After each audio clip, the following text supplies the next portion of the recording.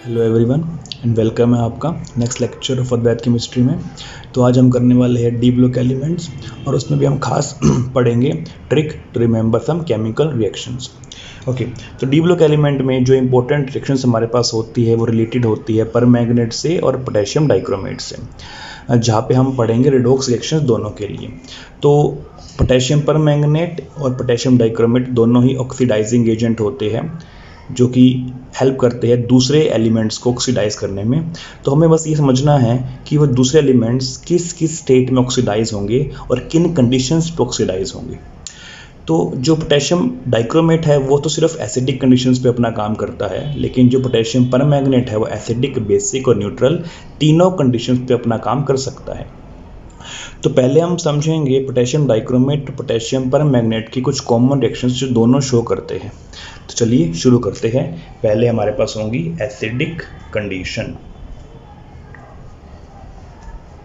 Okay, तो acidic condition में अगर मेरे पास स्टार्टिंग में डाइक्रोमेट प्रेजेंट है Cr2O7 नेगेटिव, तो वो चेंज होता है Cr3 पॉजिटिव में, जिसका इसका कलर हमारे पास होता है ऑरेंज और इसका कलर हमारे पास होता है ग्रीन। ओके, नेक्स्ट हमारे पास होता है परमैंगनेट MnO4 नेगेटिव, ये चेंज होता है Mn2 पॉजिटिव में। तो परमैंगनेट कलर हमारे पास होता है पर्पल या फिर वायोलेट के आसपास। तो ये तो हुई हमारे पास वो रिएक्शंस जिसमें रिडक्शन शो हो रहा है। अब हम समझेंगे उन रिएक्शंस को जिसमें हम ऑक्सीडेशन शो करने वाले हैं। ओके, तो पहला हमारे पास है Fe2 पॉजिटिव जो चेंज होता है Fe3 पॉजिटिव में एसिडिक कंडीशन में। इसका कलर ऑब्वियसली ग्रीन होता है और ये होता है ब्राउन के आसपास। इसका कलर रेडिश ब्राउन भी हो सकता है। ओके, फिर हमारे पास है Sn2 पॉजिटिव जो चेंज होता है Sn4 पॉजिटिव में। हमारे पास नाइट्राइट होगा जो चेंज होगा नाइट्रेट में। हमारे पास सल्फाइड होगा जो चेंज होगा सल्फेट में। हमारे पास आर्सेनाइट होगा जो चेंज होगा आर्सेनेट में। हमारे पास होगा Ki या फिर मैं इसको आयोडाइड कह सकता हूँ। तो आयोडाइड का सोर्स कौन हुआ? पोटेशियम आयोडाइड जो चेंज होगा I2 में। हमारे पास कोई एसिड हो सकता है, मान लीजिए मेरे पास है हेलोजन एसिड जो चेंज होगा X2 में। यहाँ पे HX का मीनिंग क्या है? HX का मीनिंग है, मान लीजिए मेरे पास HCl है तो HCl चेंज होगा Cl2 में, या मेरे पास HBr है तो वो चेंज होगा Br2 में। ओके, उसके अलावा मेरे पास SO2 हो सकता है जो चेंज होगा SO3 नेगेटिव में। हमारे पास हो सकता है सल्फाइड जो चेंज होगा सल्फर में। सल्फाइड का सोर्स हमारे पास होता है H2S। तो ये हमारे पास कुछ कॉमन रिएक्शंस है जो दोनों एलिमेंट्स शो करते हैं इसी तरीके से। तो चलिए इसके कुछ एग्जांपल्स हम करते हैं जिसमें हम इन रिएक्शंस का यूज़ करेंगे। ओके, तो अब हम करने वाले कुछ एग्जांपल्स रिएक्शंस के एसिडिक मीडियम में। चलिए शुरू करते हैं। तो पहला हमारे पास लेट से दिया गया है पोटेशियम डाइक्रोमेट का डाइक्रोमेट आयन और साथ में हमारे पास दिया गया है Fe2 पॉजिटिव। तो हमसे पूछा जाता है कि इस सेक्शन को आप कंप्लीट कीजिए और साथ में बैलेंस कीजिए। तो कंप्लीट तो हम कर देंगे इसको अपने पिछले डाटा की हेल्प से। बैलेंसिंग हमने पहले इसकी कर रखी है, जिसका वीडियो का लिंक डिस्क्रिप्शन में दिया गया है। ओके, तो डाइक्रोमेट चेंज होता है Cr3 पॉजिटिव में, हमने देखा था, और Fe2 पॉजिटिव चेंज होता है Fe3 पॉजिटिव में। तो अगर मैं इसकी बैलेंसिंग की बात करूं तो स्टोइचियोमेट्रिक कोफिशिएंट जो यूज़ होंगे वो होंगे Fe के आगे 6, इधर भी 6, प्लस हमारे पास होगा यहाँ पे 7H2 एंड यहाँ पर होगा हमारे पास 14H पॉजिटिव। तो ये हुई हमारे पास बैलेंस्ड इक्वेशन।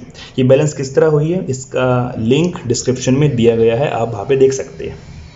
और इसके दो मेथड होते हैं बैलेंस करने के हमारे पास, पहला ऑक्सीडेशन नंबर मेथड और दूसरा आयन इलेक्ट्रॉन मेथड। तो जो लिंक डिस्क्रिप्शन में दिया गया है वो ऑक्सीडेशन नंबर मेथड का है। ओके, फिर हमारे पास है MnO4 नेगेटिव, लेट से हमको साथ में दिया Sn2 पॉजिटिव। तो हमसे पूछता है कि यहाँ पे क्या बनेगा। तो जो परमैंगनेट है हमने देखा था पिछले डाटा के अकॉर्डिंग, तो परमैंगनेट हमारा चेंज होता है Mn2 पॉजिटिव में और Sn2 पॉजिटिव चेंज होता है Sn4 पॉजिटिव में। Let's take one more example. तो हमें दिया है लेट्स से फिर डाइक्रोमेट और साथ में हमें दिया है इस बार लेट्स से नाइट्राइट NO2 नेगेटिव। तो डाइक्रोमेट तो चेंज किस में होगा हमारा Cr3 पॉजिटिव में, और नाइट्राइट किस में चेंज होता है नाइट्रेट, बिल्कुल ठीक कहा आपने। एक और एग्जांपल लेते हैं MnO4 negative plus SO3 2 negative.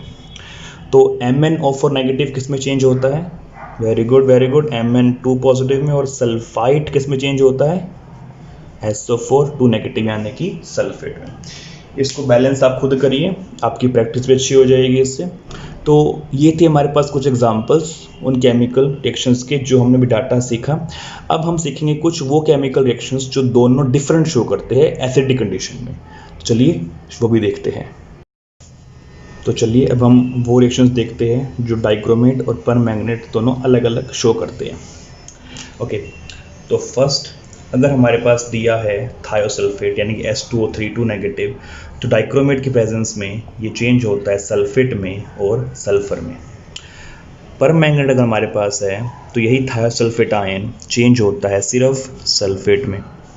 Okay, second अगर हमारे पास डाइक्रोमेट आयन है तो जो इथेनॉल हमारे पास प्रेजेंट है वो चेंज होता है एसिटल्डिहाइड में या फिर इथेनोइक एसिड में, depending upon the concentration of dichromate ion. और अगर हमारे पास परमैंगनेट दिया गया है तो जो इथेनॉल हमारे पास है वो चेंज होता है इथेनोइक एसिड में, as it is a strong oxidising agent. Also अगर हमारे पास ऑक्सलेट दिया गया है यानी कि C2O4 नेगेटिव, तो वो चेंज होता है CO2 में in case of potassium permanganate. Also अगर हमारे पास H2O2 प्रेजेंट है तो वो चेंज होता है O2 में इन केस ऑफ परमैंगनेट। तो ये वो रिएक्शंस हैं जो दोनों आयन्स डिफरेंटली देते हैं। ध्यान रखें एसिडिक कंडीशन में डाइक्रोमेट तो चेंज Cr3 पॉजिटिव में ही होगा जो पहले हुआ था, और परमैंगनेट चेंज किस में होगा Mn2 पॉजिटिव में जैसे पहले हुआ था। लेकिन फ़र्क किसका आएगा इन रिएक्शंस का यहाँ पे। चलिए एग्जांपल लेते हैं ज़रा इसको समझने के लिए भी कि कैसे ये रिएक्शंस प्रोसीड करेंगी। ओके, तो अब हम एग्जांपल देखते हैं। तो मेरे पास दिया है पोटेशियम डाइक्रोमेट और मेरे पास दिया है थायोसल्फेट। हमने देखा था कि डाइक्रोमेट की प्रेजेंस में जो थायोसल्फेट है वो किस में चेंज होता है, वो चेंज होता है सल्फेट में और सल्फर में। और डाइक्रोमेट किस में चेंज होता है, वो चेंज होता है Cr3 पॉजिटिव में। और यही रिएक्शन अगर मैं शो करता हूँ परमैंगनेट के साथ, तो परमैंगनेट तो चेंज होगा Mn2 पॉजिटिव में और थायोसल्फेट चेंज किस में होगा सल्फेट में। तो यह है डिफरेंस रिएक्शन का। लेट्स से कि मेरे पास दिया है पोटेशियम परमैंगनेट और मुझे दिया है ऑक्सलेट C2O4 2 नेगेटिव। इसको अगर मैं ओपन करता हूं तो इसका स्ट्रक्चर कुछ इस तरह से होता है COO नेगेटिव CO नेगेटिव। तो परमैंगनेट चेंज किस में होता है Mn2 पॉजिटिव में, और ऑक्सलेट चेंज किस में होता है CO2 में। तो ये है एग्जांपल्स उन रिएक्शंस के जिसका डाटा अभी हमने देखा था। चलिए अब करते हैं बेसिक कंडीशंस में इन रिएक्शंस में किस तरह का क्या चेंज आता है। ओके, तो अब हम स्टार्ट करेंगे अपना कन्वर्जन कि स्पीसीज किस स्टेट से किस स्टेट में जाएगी बेसिक कंडीशन में। तो ध्यान रखें एक बात कि पोटेशियम डाइक्रोमेट जो है बेसिक कंडीशन में रिडॉक्स रिएक्शन शो नहीं करता है, rather it changes to its monomer. तो मेरे पास प्रेजेंट है dichromate Cr2O7 negative, basic condition में ये चेंज हो जाता है CrO4 नेगेटिव यानी कि क्रोमेट में। डाइक्रोमेट का कलर तो होता है हमारे पास ऑरेंज और क्रोमेट का हमारे पास कलर होता है येलो। ये वाली रिएक्शन काफ़ी इंपॉर्टेंट है जो बोर्ड एग्जाम्स में काफ़ी बार पूछी जाती है कि डाइक्रोमेट अगर बेसिक कंडीशन या NaOH के साथ है तो वो किस में चेंज होगा क्रोमेट में, और वही अगर क्रोमेट एसिडिक कंडीशन में है तो वो किस में चेंज होगा डाइक्रोमेट में। तो ये एक रिवर्सिबल रिएक्शन है जो डिपेंड करती है कंडीशंस के ऊपर। अगर मैं इसके स्ट्रक्चर की बात करता हूँ तो डाइक्रोमेट का स्ट्रक्चर इस तरह से होता है।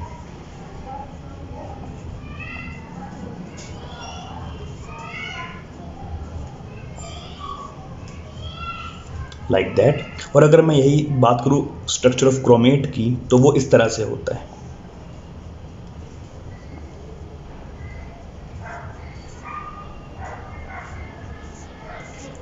दोनों ही केस में जो ज्योमेट्री हमारे पास होगी वो टेट्राहेड्रल निकल के आएगी। ओके, अब आते हैं परमैंगनेट के ऊपर, MnO4 नेगेटिव।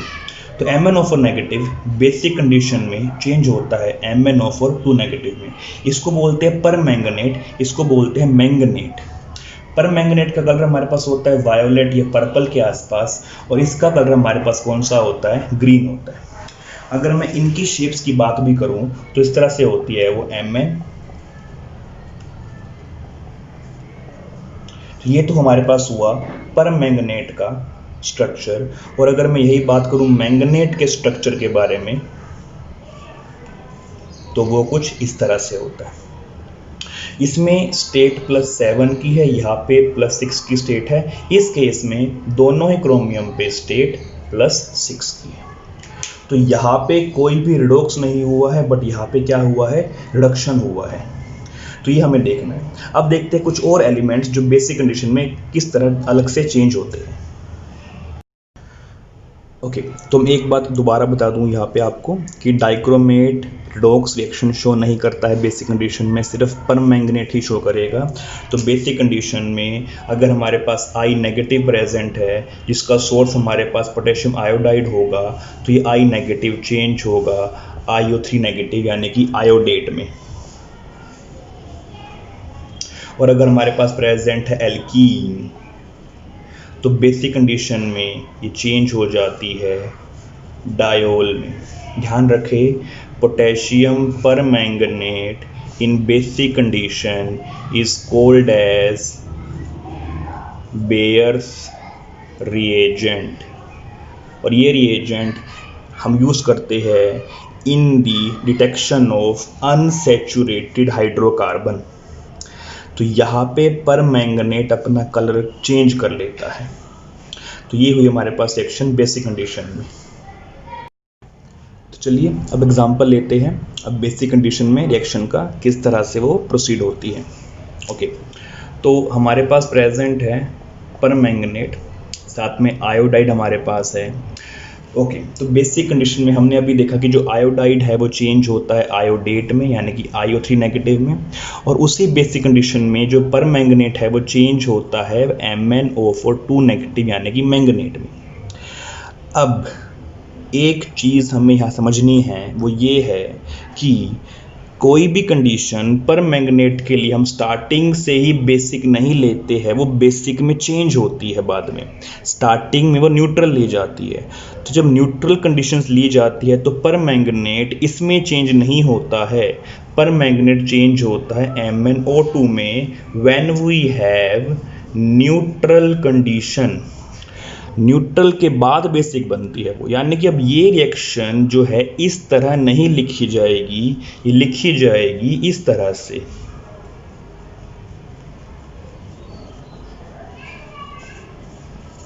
Like that.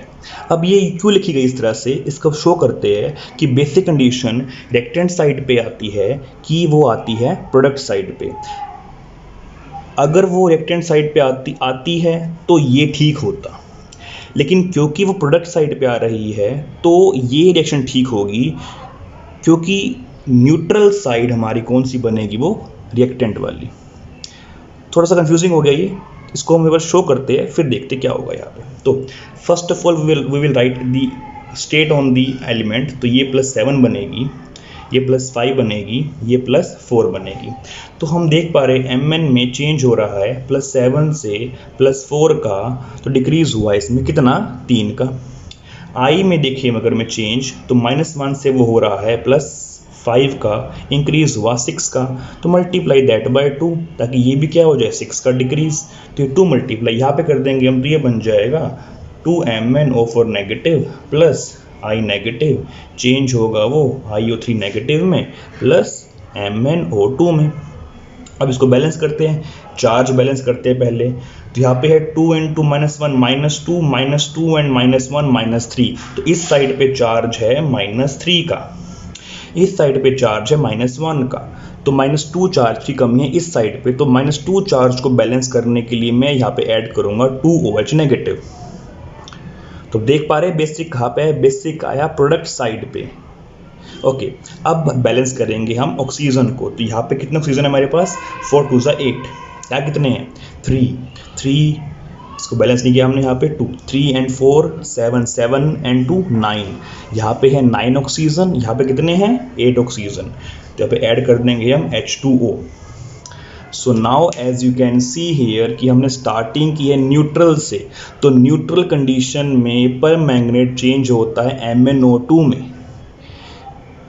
ध्यान दे पा रहे हैं यहाँ पे सभी?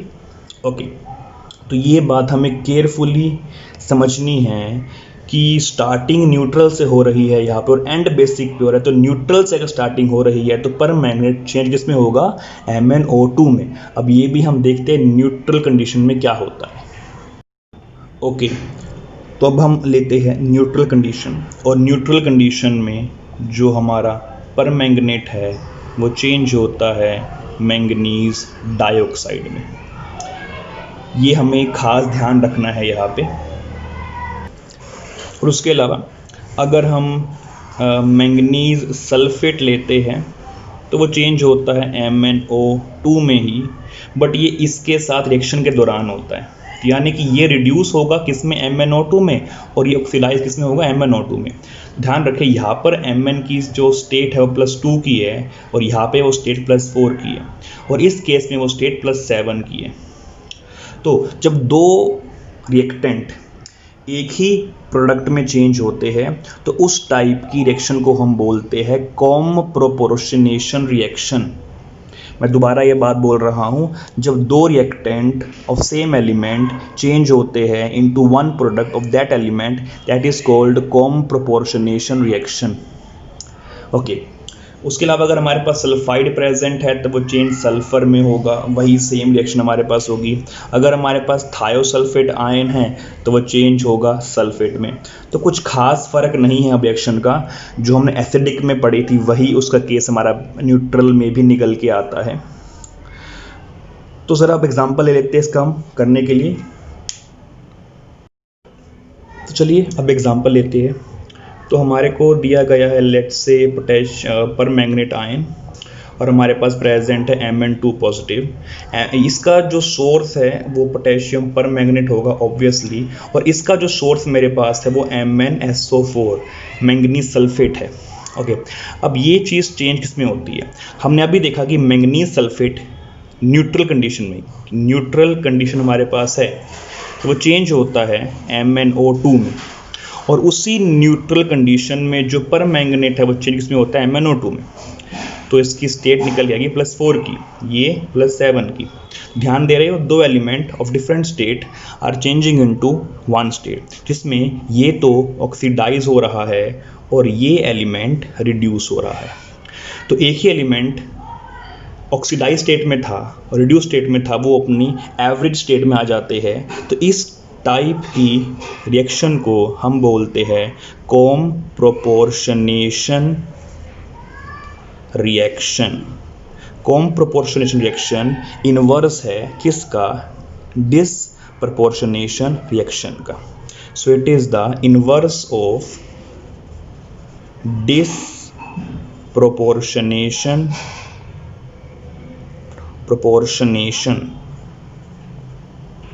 रिएक्शन। तो ये थी हमारे पास कुछ केमिकल रिएक्शन और उनकी ट्रिक्स याद करने की। आई होप आपको ये समझ में आया होगा। समझ में अगर आया है तो इस वीडियो को लाइक, सब्सक्राइब और शेयर ज़रूर करें ताकि बाकी स्टूडेंट्स को भी इसका फ़ायदा हो। So thank you for viewing, be safe, stay healthy.